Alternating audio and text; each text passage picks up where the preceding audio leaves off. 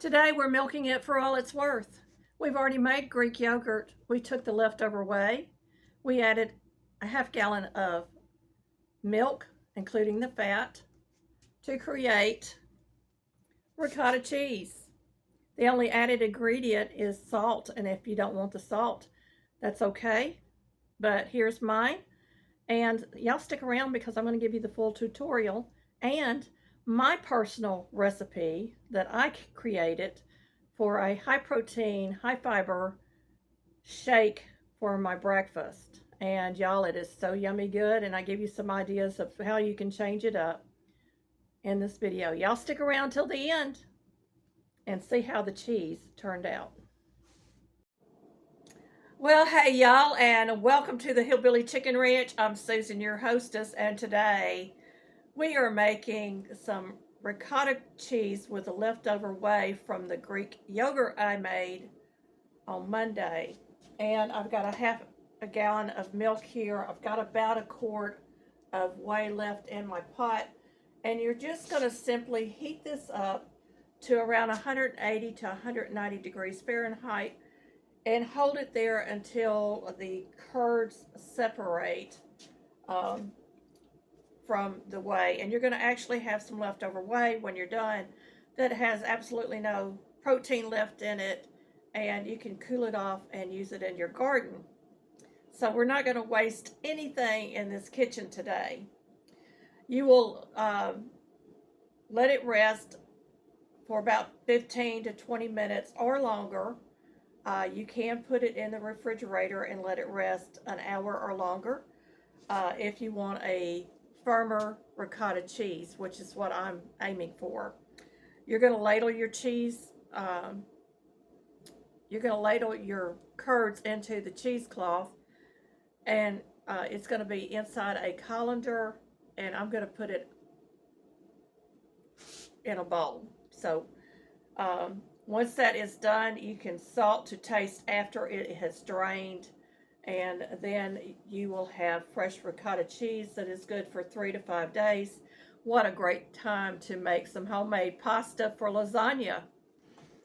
That might be a upcoming video. I'm not sure if I'm going to be able to do that or not, but I may do one in the future using homemade ricotta, homemade pasta sheets for homemade lasagna, the homestead way. So I'm going to show you inside the pot what the curds look like now.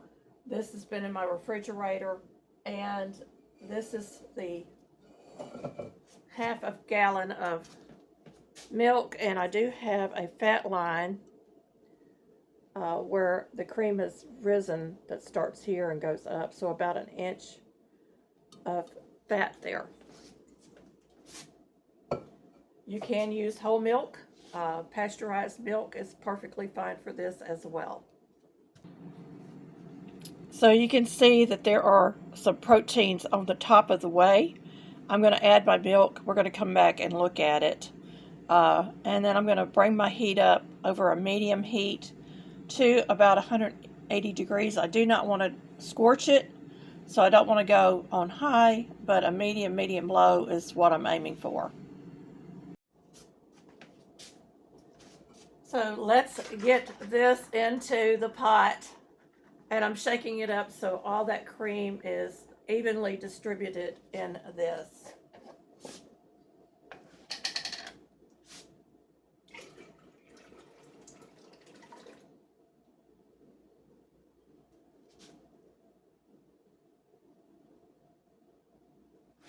I always wash or rinse my jar or let it sit with cold water in it so that all that fat will come off the sides of my jars. And I wash them thoroughly before I take them back down to our Amish community where I'm buying my milk.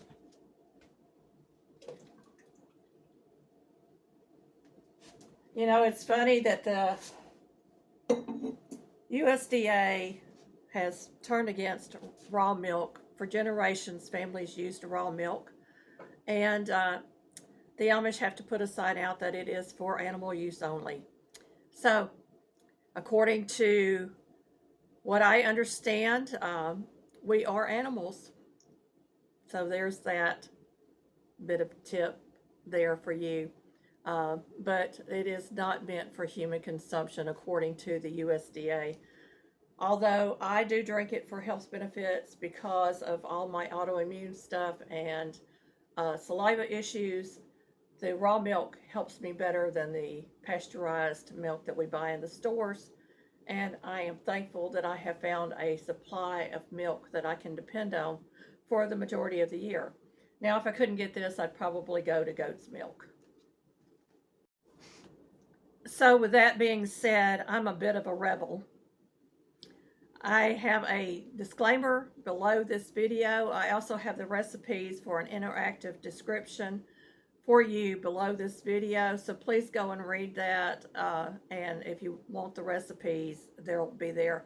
I'm also making my high protein, high fiber morning breakfast shake today. Okay, I just broke down another gallon of my raw milk. This is the cream that I will turn into butter or whipping cream. And I will save that whey as well and make buttermilk out of, or I can drink it. And usually I end up drinking some of it because we don't use a whole lot of buttermilk around here. But this is the cream that turns into butter. And this is how much milk I have left over. So approximately a little over, I'd say 1.5 gallons of milk. So this and this are going in the refrigerator. I'm going to leave this out. I've got my top here to pour it with. And this turns into about 2% milk if you remove the fat. So you can use either 2% milk or whole milk, either way. While we're waiting on our ricotta cheese, our milk and whey to come to temperature, I pulled all my ingredients for my morning shake. And I use a largemouth mason jar cup, but you can use any largemouth quart size cup. I'm also going to be adding in my elderberry syrup from the Amish. Well, this is maple syrup. Hang on a minute. Hold the wrong one. Always read your labels. So this is elderberry syrup. I add that for an immune booster, but it is optional. So the first ingredient is the psyllium husk. This is the brand that I buy, the Now brand, and I use 1 tablespoon approximately. But you want to start out with small doses until you build it up in your system, because you can get some discomfort from taking psyllium. My homemade Greek yogurt. Of course, my cow's milk back here. This is Dutch cocoa. I buy this at the Mennonite store.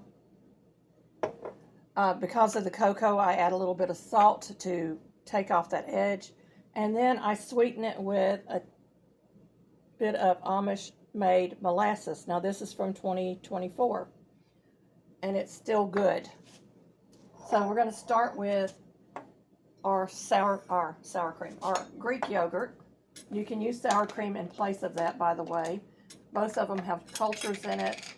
Or you could use cottage cheese if you have a blender, like a little Ninja bullet. And so I'm going to use heaping tablespoons, but you actually only have to use about 4 tablespoons to get the effects. I just absolutely love Greek yogurt, and this is homemade. So I'm probably putting in about 1/2 cup.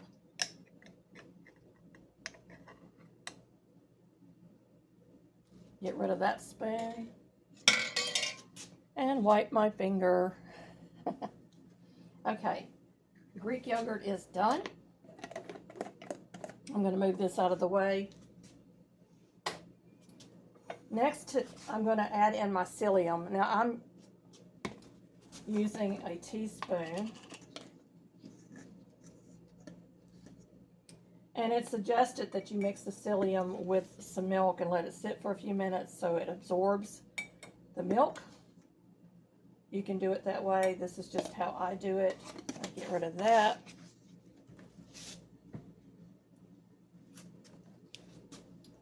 I'm going to go ahead and add in my tablespoon of my elderberry because I use that.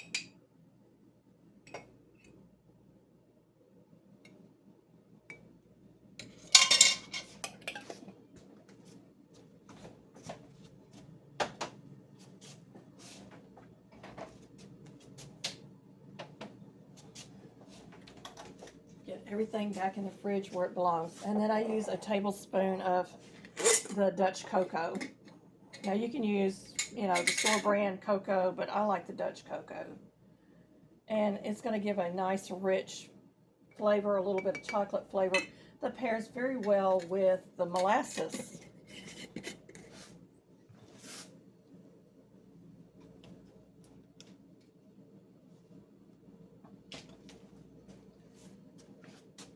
And just a little bit of salt.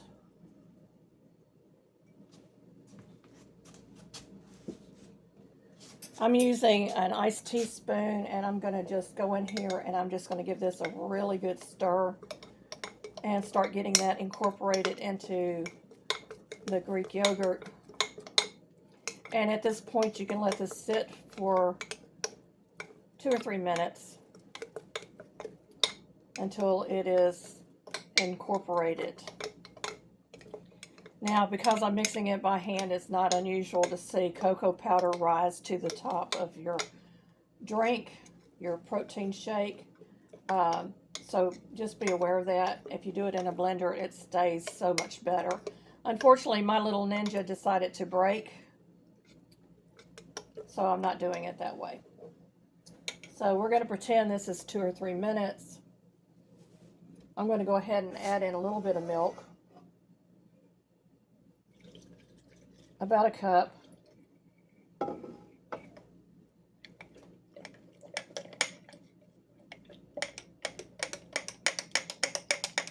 And we're just going to mix this, making sure we've got it stirred.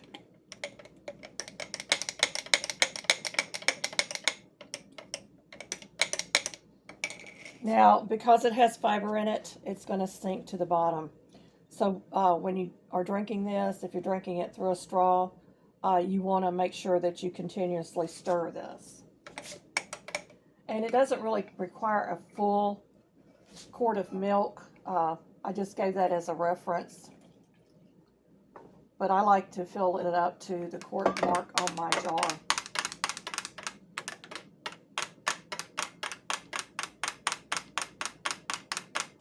And there's my protein shake. You can read in the interactive description why I do this, the fiber and the molasses, and I didn't put the molasses in. Leave it to me.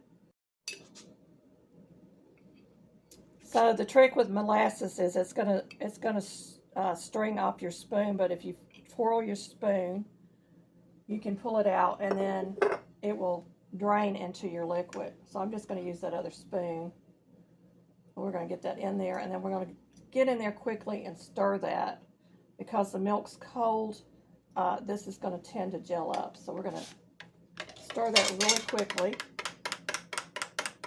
until it starts to dissolve.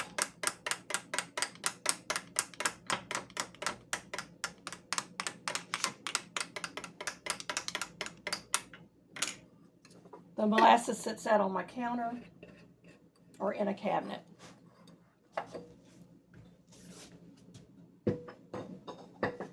Okay, back to what I was going to say. This is for my diabetes that I do this. It's also for my health. It's high protein. It's high fiber. The cocoa and the molasses gives it a really good sweet taste. You really don't taste the molasses. The fiber in here with the molasses is going to slow down in your intestines. It's going to slow down the process of your food digesting. And that's going to create insulin sensitivity and help your glucose numbers or your blood sugar numbers go down. And it seems to be working for me. I do this only in the morning. It is my morning drink. So I've got it pretty much stirred up. And we're going to give this a taste test. So this is my morning protein shake. I drink this 5 days a week, and then on the weekends I take a break from the fiber, and it will make you go to the bathroom. I'm going to let you know that on the front end. And don't be surprised if you see little strands in there that looks like intestinal worms. It's not, it's the fiber. So that was a scare for me when it first happened, but it really does help me go to the bathroom. I have IBS, so it does help me with that. And you want to drink plenty of liquids throughout the day because you have just ate a lot of fiber. So let's give it a taste.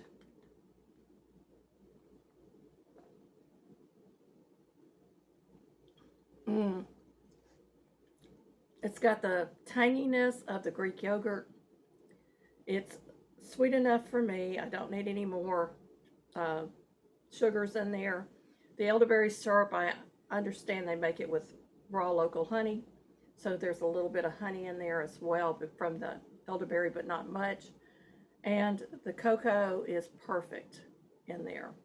Now, if you don't want to do the cocoa, you can always add a teaspoon of vanilla extract or berries or anything fruit-wise that you would like to have in your morning smoothie.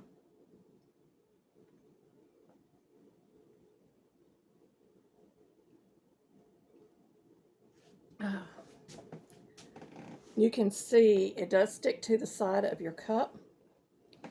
So when you're done with this, I suggest, filling it up with water, rinsing it out really well, filling it up with water and letting it sit along with your straw. You want to rinse it really well inside and out so that you can use it again. Let's wait on the ricotta. We are at about 115 degrees, and already I'm starting to see some separation of the protein from the whey. And we're going to get this up to 180 to 190 degrees. Then we're going to turn it off and let it sit for about 15 minutes. Then we're going to start ladling it into our clean cloth lined colander and bowl.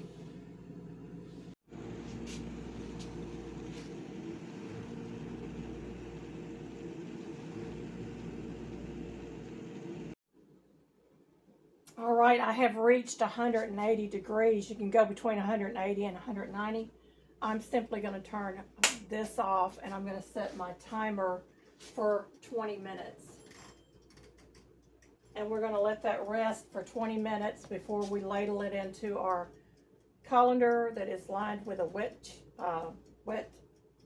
towel. And I've got it in a bowl, as you can see. This is the same towel I used for the Greek yogurt. It's been washed and cleaned. And my jar is in the dishwasher. It'll be sterile when I put my cheese in there. And I can cap it off and put it in my refrigerator for 3 to 5 days. That's the life of it because it's all natural. There's no preservatives. So the curds came up very quickly in here, and I'm really, really pleased with the results. And of course, the whey will not go to waste. It will actually add minerals and stuff to my garden. All right, it's been 20 minutes, and we have ricotta cheese.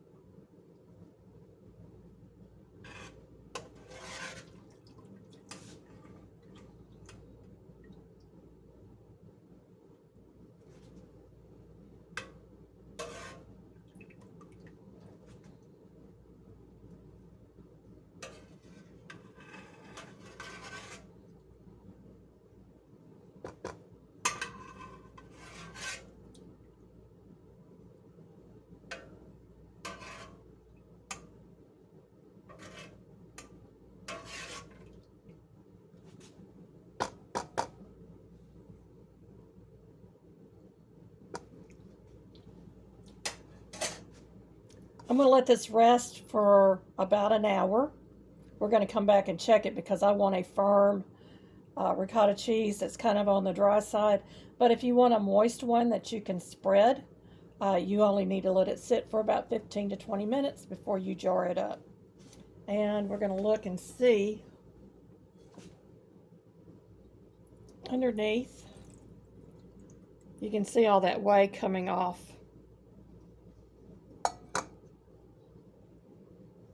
So we're going to let that go for about an hour. There's our ricotta cheese.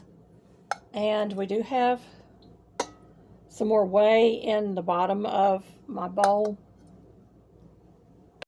All right, with my whey, I've got it over here on the stove. I used a funnel with a strainer and strained off any excess ricotta that might have been in the whey. And I'm going to allow that to cool on my counter. Now I have my whey separated from my ricotta. I am just going to give this a little squeeze, try to get out any residual liquids that might be in there.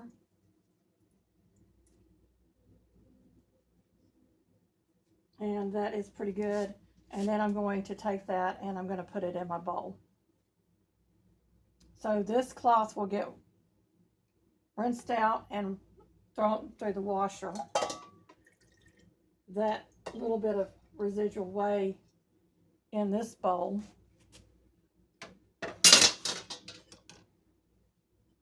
will go into my garden along with what's in the gallon jar. Now, you don't have to put salt in your ricotta cheese, but if you do want to have it salted, it will last 3 to 5 days. Without the salt, you need to use it up within 3 days. So I pulled a half teaspoon of canning salt, but you can use a real fine sea salt, and you can use a 1/4 teaspoon to a full half teaspoon. And I'm just going to go in here in my hands, and we're going to work that in. I'm going to give it a little taste test to make sure that it's the right consistency for me. And y'all can see it comes apart pretty easily. So just a little taste test. I could have gone with a little bit less salt, I think. But I don't have any more liquid left in there. I pulled a clean pint or half pint jar, and I'm just going to stuff it down in that jar.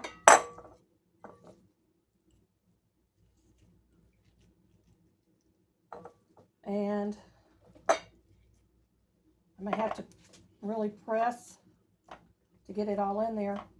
It looks like I got a little bit more than 1 cup after an hour of sitting.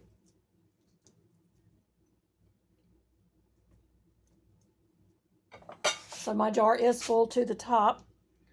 I can take a skewer and kind of, get those air pockets in there a little bit, or take the jar,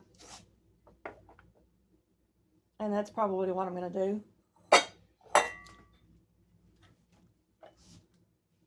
Set it on a towel and just tap it.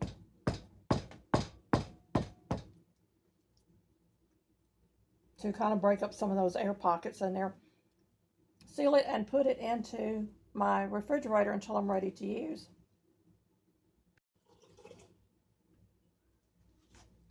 Now the whey has trace minerals in it, and I will probably water this down a little bit and spread it over some of my plants in my garden.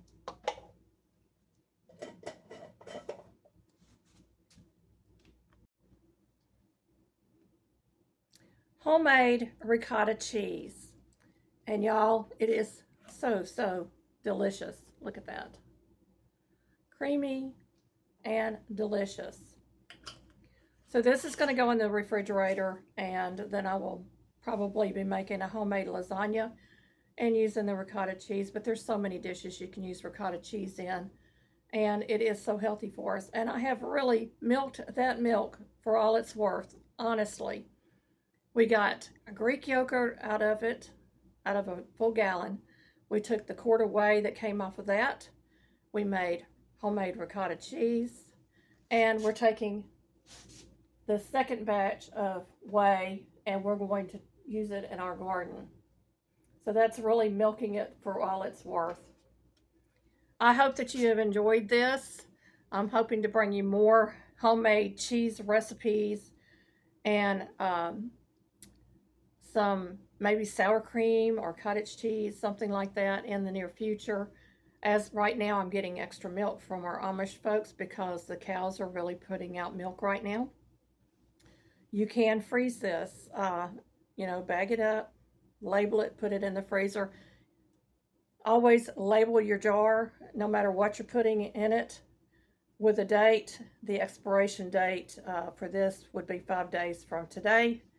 And it's homemade and it is delicious. Trust me. I'm just going to take another little taste on here. Pardon my fingers, but we're eating it. My kitchen, my rules. So here it is. The doggies are going to get a bite too. So, so good. Thank you for watching, my friends. Be blessed and a blessing.